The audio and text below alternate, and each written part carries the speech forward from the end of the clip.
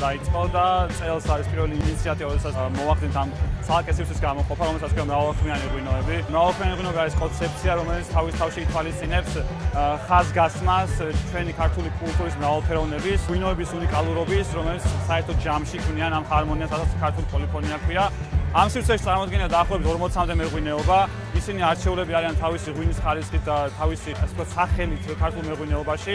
მოწვეულები ყავს სპეციალურად იმპორტიორები, საერთაშორისო ღვინის ექსპერტები, რომლებიც განწყობილები არიან ამ სივრცეში.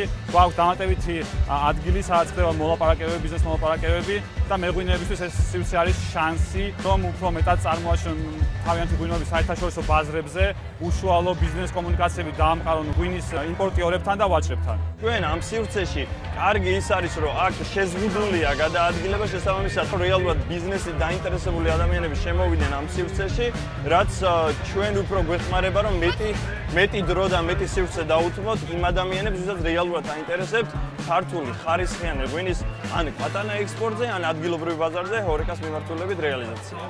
Georgian wines present such an exciting opportunity for consumers in the United States, in the EU, mainly because of the diversity. There's over 550 different indigenous grape varieties that really don't exist anywhere else in the world.